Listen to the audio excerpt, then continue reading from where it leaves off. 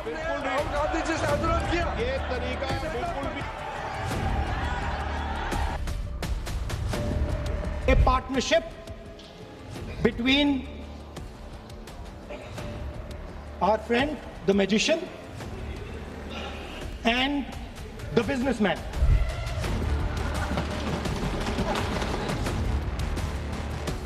किसी व्यक्ति का यह अपमान नहीं कर रहे बार बार मैजिशियन कहकर, देश की जनता का अपमान कर रहे हैं अध्यक्ष महोदय।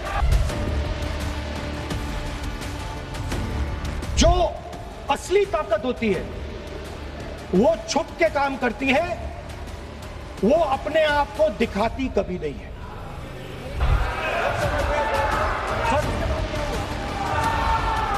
ये अनाप शनाप बात करके क्या साबित करना चाहते हैं? उसको भी रिजर्व कर दीजिए वुमेन के लिए, कर दीजिए। हम लोग राजी है। अरे वो लोग राजी नहीं है, हम लोग राजी है। बार हमने राहुल गांधी जी से अनुरोध किया। ये तरीका तमाम पॉलिटिकल पार्टीज किसी दागी उम्मीदवार को, किसी बाहुबली को या किसी अपराधी तक को टिकट देने से गुरेज नहीं करती है, लेकिन अगर एक सामान्य महिला हो तो उसे एक जिताऊ प्रत्याशी नहीं समझकर उसे टिकट से वंचित रखती है।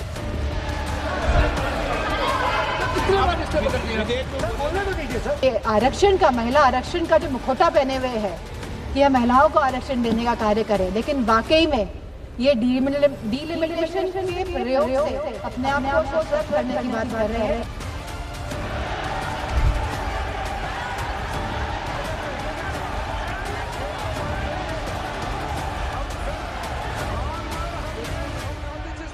जब एक महिला आगे बढ़ती है तो वो सिर्फ अकेले नहीं, पूरा समाज को साथ में लेकर बढ़ती है। ये कदम आने वाले उन पीढ़ियों की बेटियों की हिम्मत, विश्वास दिलाना है कि वो भी निर्णय और भागीदार बन सकती है।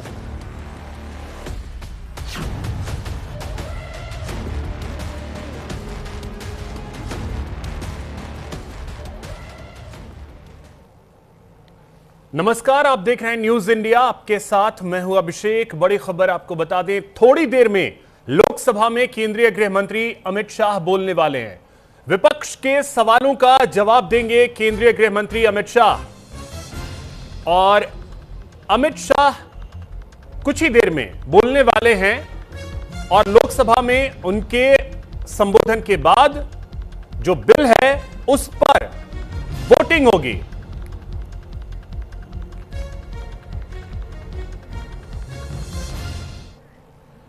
तो आज महिला आरक्षण और परिसीमन से जुड़े 3 संशोधन बिलों पर चर्चा के दौरान लोकसभा में नेता विपक्ष राहुल गांधी ने सरकार की मंशा पर सवाल खड़े किए। उन्होंने कहा कि सरकार देश का चुनावी नक्शा बदलने की कोशिश कर रही है। सरकार अपनी ताकत घटने से डर रही है, जिस पर सत्ता पक्ष ने भी फौरन पलटवार किया। देखिए लोकसभा में राहुल गांधी और केंद्रीय मंत्री किरेन रिजिजू के बीच कैसे बहस हुई। The BJP knew, they knew very clearly that this bill actually cannot be passed. They knew it. They're not stupid. They knew every opposition person would oppose it. This bill cannot be passed. This was a panic reaction. This was a panic reaction because the Prime Minister at any cost needed to send 2 messages. Number 1, he needed to change the electoral map of India, and number 2, he needed to send a message again that he is pro-women. Why he is doing that, I will leave to your imagination. But I will leave it to your imagination, but the powers that be know exactly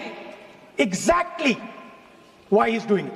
When Congress ruled this country for more than 60 years, why did not Congress party provide that constitutional reservation for OBC? Congress has to answer. Rajiv Gandhi ji ने on record OBC reservation का विरोध किया था।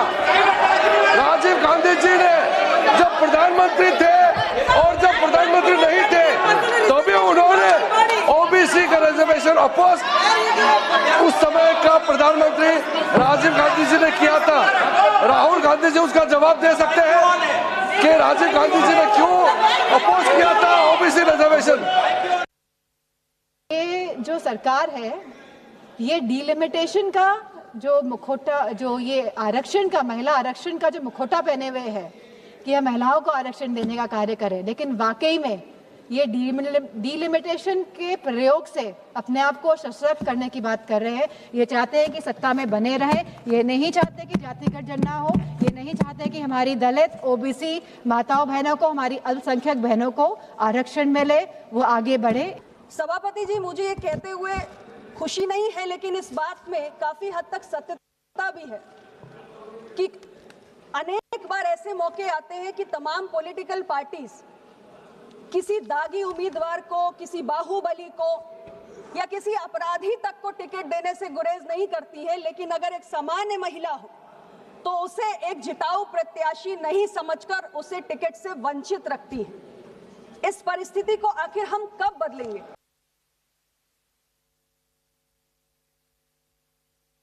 एक बड़ा guest panel है, सबसे पहले परिचय करवा दूं। हमारे साथ शिल्पी अरोड़ा जी हैं, प्रवक्ता हैं कांग्रेस से। शिल्पी जी, बहुत स्वागत आपका। डॉक्टर पूजा मिश्रा हमारे साथ हैं, प्रवक्ता हैं समाजवादी पार्टी से। पूजा जी, बहुत स्वागत आपका। और नेहा रस्तोगी जी हमारे साथ हैं, एडवोकेट हैं सुप्रीम कोर्ट की। नेहा जी, आपका भी बहुत स्वागत न्यूज़ इंडिया पर। कुछ ही देर में हमारे साथ रुचिका अग्रवाल भी होंगी, प्रवक्ता बीजेपी से। शिल्पी अरोड़ा जी, चर्चा की शुरुआत आपसे करेंगे। राहुल गांधी ने ये कहा कि ये जो बिल आया है वो देश के चुनावी नक्शे को बदल देगा। महिलाओं को आरक्षण अगर मिलता है 33%, तो ये चुनावी क्षेत्र को, नक्शे को कैसे बदलेगा? देखिए, ये चीज पहले ही बार बार हम लोग क्लैरिफाई कर रहे हैं और हर मंच पे बोली जा रही है। राहुल जी ने भी बोली, खड़गे जी ने भी बोली और जयराम रमेश जी ने भी प्रेस कॉन्फ्रेंस करके बोली कि ये महिला आरक्षण बिल नहीं है। वो तो पास हो चुका है 2023 में। महिला आरक्षण बिल तो पास हो चुका है सर्वसम्मति से। पहली बार सारे रूलिंग पार्टी, अपोजिशन ने, सबने मिलकर ये बिल पास किया है। अब उसकी आड़ में डीलिमिटेशन की बात करी जा रही है। हम लोग तो 2023 में हमने तो खुले हाथों से स्वागत किया और कहा आप इसको तुरंत लागू करिए। आप ही ने ये बात रखी कि नहीं, पहले जनगणना होगी, उसके बाद हम इसको डीलिमिटेशन करेंगे और 2029 में हम इसको, उम्मीद है हम लागू कर लेंगे। डेट तब भी नहीं दी, कई लोगों ने और 2034 की भी बात करी, लेकिन 2029 की बात करी गई आपने। हमने कहा नहीं, तुरंत लागू करिए। महिला कांग्रेस की तरफ से हमने लगातार धरने प्रदर्शन जंतर मंतर पे किए और कहा कि आप इसको लागू करिए, क्योंकि आपने हमारे हाथ में लॉलीपॉप पकड़ा दी है, लेकिन आपने कहा आप खा नहीं सकते। अभी हम बताएंगे आप इसको कब खा सकते हैं। तो अब आप इसकी आड़ में, आपको अगर डीलिमिटेशन पे बात करनी है तो आप सीधा करिए ना।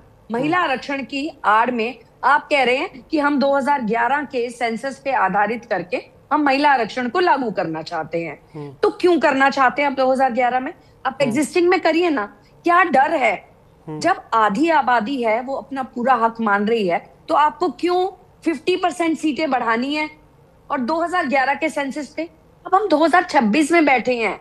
कितनी जनरेशन आगे बढ़ चुकी है, कितना फर्क आ चुका है पॉपुलेशन में, हर चीज में। और कास्ट बेस्ड सेंसस की हम लोग बात कर रहे हैं। तो जिसका जो हक है, चाहे वो ओबीसी हो, एससी हो, एसटी हो, उनको उनका हक मिलना चाहिए।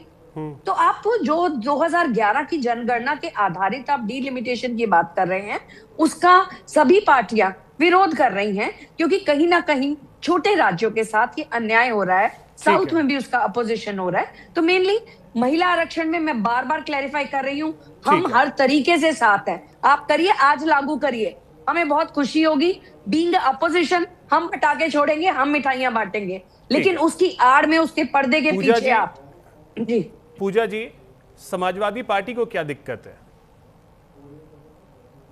आपको नमस्कार और साथी वक्ताओं को भी नमस्कार। मुझे लगता है कि इससे दिक्कत होनी चाहिए। आज से 30 महीने पहले जब सरकार ने ये वुमेन रिजर्वेशन बिल्कुल लेकर के आई, तो सभी विपक्षी दलों ने उनका साथ दिया, अनकंडीशनली साथ दिया कि आप लागू कर दीजिए इसको 2024 में। तो सरकार की तरफ से कहा गया कि नहीं, हम सेंसस कराएंगे, सेंसस कराने के बाद में डिलिमिटेशन होगा, और जिस तरीके से कहा गया कि इसको लागू किया जाएगा। ठीक है, 30 महीने बाद में माननीय प्रधानमंत्री, माननीय सरकार को ये ध्यान आता है कि नहीं, अब हम सेंसस नहीं करा पाएंगे, हम डिलिमिटेशन नहीं करा पाएंगे। अब इसलिए जो है इस बिल को पहले ही क्या करेंगे, डिलिमिटेशन से अटैच करेंगे। कौन सा डिलिमिटेशन? जो ना कि 2011 के सेंसस पे होगा, न वर्तमान समय में सेंसस कराया जाएगा। जो सोशियो इकोनॉमिक कास्ट सेंसस की बात की गई थी, जातिगत जनगणना की बात की गई थी, वो नहीं कराया जाएगा। और क्या लेकर क्या 6 बजे कल शाम को, मतलब 16 तारीख की सदन में हमारे गृह मंत्री महोदय ने सभा में कहा कि वो 50% फॉर्मूला लेकर के आए हैं। जिस फॉर्मूले के तहत 100 सीट होंगी उसमें 50 जोड़ा जाएगा, उसका 33% निकाला जाएगा, और 33% ये जो निकाला जाएगा ना जो है अभिषेक जी, उसको जो है फिर ऐड किया जाएगा। और इस तरीके से आप लिमिटेशन जो है लेकर के आएंगे, परसीमन लेकर के आएंगे। ये सरकार कह रही है पर मुंह से, बिल में इंक्लूडेड नहीं है ये। आप सोचिए कि सरकार ठीक है मैम, जरा सा आपको रोक रहा हूं। इस समय लोकसभा लिए चलते हैं जहां केंद्रीय गृह मंत्री अमित शाह जवाब दे रहे हैं।